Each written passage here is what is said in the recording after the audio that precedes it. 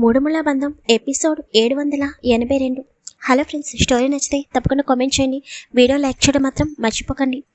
వైష్ణవి పక్కకు తిరిగి విక్రమ్ వైపు చూస్తూ బావా అని పిలవగానే విక్రమ్ అడుగు అక్కడే ఆగిపోగా విక్రమ్ హార్ట్ అనేది చాలా స్పీడ్గా కొట్టుకుంటుంది. వైష్ణవి తనలో తని చిన్నగా నవ్వుకుంటూ మళ్ళీ ఏమీ తెలియనట్టు తన పని తను చేసుకుంటూ ఉంటుంది.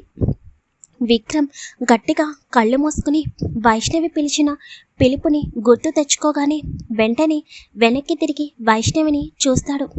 వైష్ణవి ఇందాక ఏ పొజిషన్లో ఉందో ఇప్పుడు కూడా అదే పొజిషన్లో ఉండి కుకింగ్ చేయడం చూసి ఇదేంటి, వైష్ణు నన్ను బావా అని పిలిచినట్టు అనిపించింది, ఇదంతా నా భ్రమనా అని, నన్ను పిలిచారా మేడం అని విక్రమ్ వైష్ణవిని అడగగానే వైష్ణవి విక్రమ్ వైపు కూడా చూడకుండా నాకింకా పనేమీ లేదనుకున్నారా అని కోపంగా అనగానే విక్రమ్ నిట్టూర్చి ఇందాకేమో విక్కీ అని పిలిచినట్టు అనిపించింది, ఇప్పుడేమో బావా అని పిలిచినట్టు అనిపించింది, ఏంటిదంతా?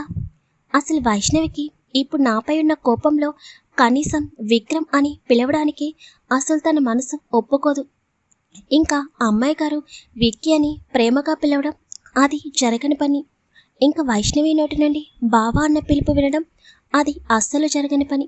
సూర్యుడైనా పడమరన ఉదయిస్తాడేమో కానీ వైష్ణవి నోటి నుండి ఇప్పుడప్పుడే బావా అన్న పిలుపు వినడం అనేది అసాధ్యమని విక్రమ్ మనసులోనే చిన్నగా నవ్వుకుంటూ 2 అడుగులు మళ్ళీ ముందుకు వేసేసరికి విక్రమాదిత్య గారు అన్న వాయిస్కి విక్రమ్ వెంటనే వైష్ణవి వైపు తిరగగానే వైష్ణవి విక్రమ్ వైపు చూస్తూ ఉంటుంది.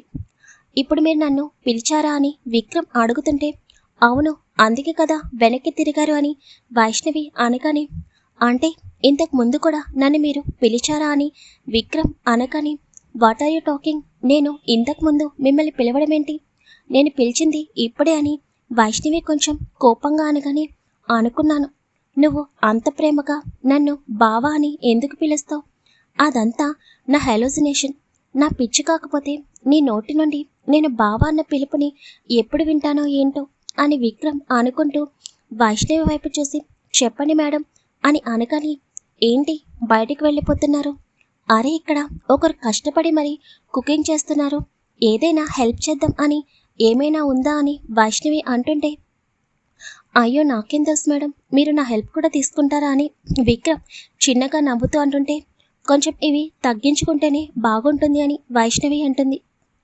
తప్పకుండా మేడం, మీరు నాతో మాట్లాడమే ఎక్కువ, ఇంకా నేను ఎక్కువ మాట్లాడానంటే ఇప్పుడే ఇక్కడ నుండి బయటికి గెంటేస్తారని నాకు తెలుసు, చెప్పండి నేను మీకు ఏ విధంగా సహాయపడగలను అని విక్రమ్ వైష్ణవి దగ్గరికి వెళ్ళి అడగగానే చెప్తాను వెయిట్ చేయండి అని చెప్పి వైష్ణవి తన పని తను చేసుకుంటూ ఉంటుంది. ఇంకా విక్రమ్ కొంచెం సేపు వెయిట్ చేసి వైష్ణవి నుండి ఎటువంటి రెస్పాన్స్ లేకపోయేసరికి అక్కడే ఉన్న గాస్కెట్ మీద కూర్చుని వైష్ణవి వైపు చూస్తూ ఉంటాడు. వైష్ణవికి విక్రమ్ చూపు తెలుస్తుంటే పక్కనే ఉన్న ఒక ప్లేట్లో రవ్వ వేసి విక్రమ్ చేతిలో పెట్టి దీనిలో ఉన్న దాల్ అనేవి సెపరేట్ చేయండి అని చెప్పగానే వాట్, ఈ రవ్వలో నాకు ఎక్కడా దాల్ కనిపించడం లేదు అని విక్రమ్ అర్థం కాక అనగానే అవునా, అంటే నేను అబద్ధం చెప్తున్నానా అని వైష్ణవి కోపంగా అంటుంది.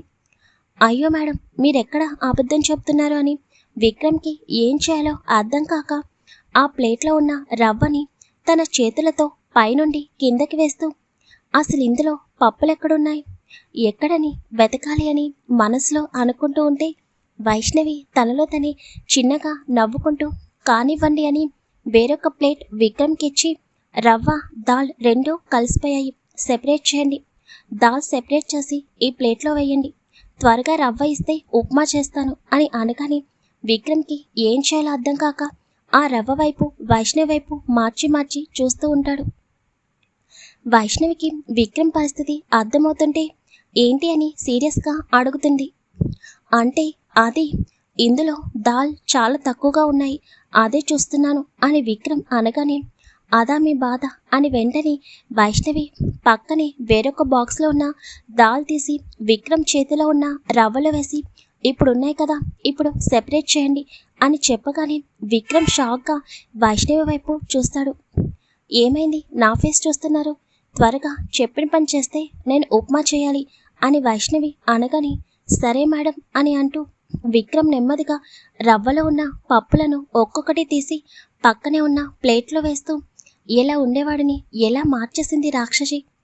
ఒక బిగ్ బిజినెస్ మ్యాన్ని చివరికి రవ్వలో పప్పులు ఏరుకునేవాడిగా చేసేసిందిగా అని విక్రమ్ మనసులో అనుకుంటూ ఫస్ట్ డే వైష్ణవి తనని ఆఫీస్లో చూసినప్పుడు వైష్ణవి భయపడింది గుర్తుకు రాగానే ఆ రోజు మొదటిసారి నన్ను చూసినప్పుడు ఎంత భయపడింది, ఈరోజు చివరికి ఈ రాక్షసికి నేను భయపడాల్సి వస్తుంది. ఏం చేస్తాం, ఎంతటి గనుడైనా భార్య ముందు తలవంచక తప్పదుగా అని విక్రమ్ అనుకుంటూ వైష్ణవి చెప్పిన పనిని చేస్తూ ఉంటాడు.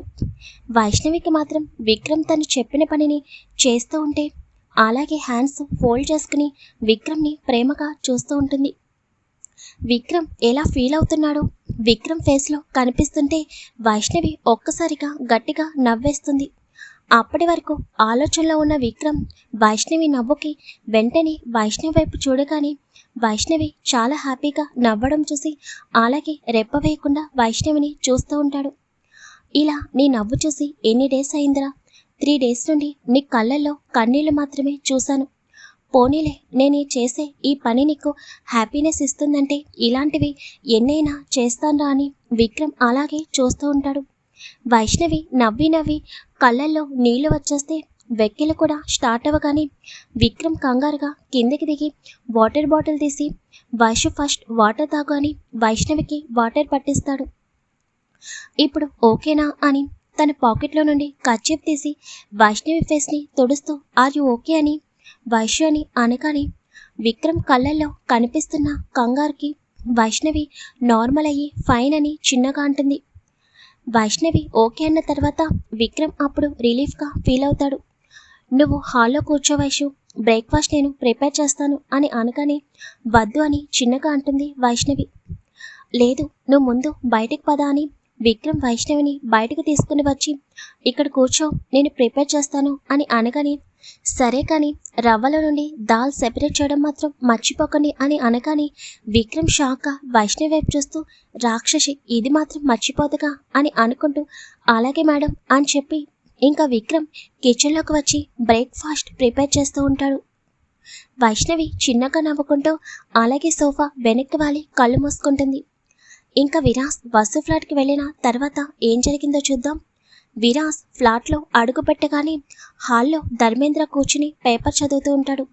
గుడ్ మార్నింగ్ మావయ్య అని అనగానే ధర్మేంద్ర విరాస్ వైపు చూస్తూ లేచి వెరీ గుడ్ మార్నింగ్ అల్లుడు రా అని అనగానే విరాస్ లోపలికి వెళ్ళి ధర్మేంద్ర పక్కన కూర్చుని అమ్మమ్మ ఇంకా లెగలేదా మావయ్య అని అడుగుతుంటే అదేమీ లేదల్లుడు, అమ్మ లేచి టిఫిన్ చేసి మళ్ళీ పడుకుంది అని చెప్పగానే అవునా, వసు ఎక్కడ మావయ్య, కిచెన్లో ఉందా అని అనగానే లేదు బాబు, అది దాని రూమ్లోనే ఉంది అని చెబుతాడు.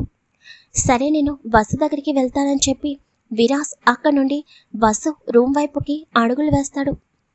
ఇంకా ధర్మేంద్ర మళ్ళీ paper చదువుకుంటాడు. Viraj Vasu room door open చేసి చూడగా వసు రూమ్లో ఎక్కడా కనిపించదు. ఇదేంటి, ఈ రాక్షసి మళ్ళీ నాకు చెప్పకుండా బయటికి వెళ్ళిపోలేదు కదా అని అనుకుంటూ రూమ్ మొత్తం చూస్తుండగా వాష్రూమ్ నుండి వస్తున్న సౌండ్కి హో మేడం గారు బాత్ చేస్తున్నారా అని అనుకుంటూ వసుని భయపెడదామని విరాస్ అక్కడే గోడ పక్కన నుంచుని ఉంటాడు. వసు బాత్ చేసి తలకి టవల్ చుట్టుకుని ఇంకొక టవల్ కట్టుకుని రూమ్ డోర్ ఓపెన్ చేసి తన రూమ్లోకి అడుగు పెట్టగానే వసు బయటకు వచ్చింది అని తెలియగానే విరాస్ వెంటనే వాల్ పక్క నుండి వసుకి ఎదురుగా వెళ్ళి ఒక్కసారిగా బో అని అరుస్తాడు. విరాస్ అరిచిన అరుపుకి వసు భయంగా 2 అడుగులు వెనక్కి వేసి ఫ్లోర్పై ఉన్న వాటర్కి వెనక్కి పడిపోతుంటే విరాస్ వెంటనే వసు పడకుండా తన నడుము చుట్టూ చేతిని వేసి పట్టుకుంటాడు. కానీ వసుని చూస్తున్న విరాస్ మాత్రం అలాగే ఫ్రీజ్ అయిపోతాడు.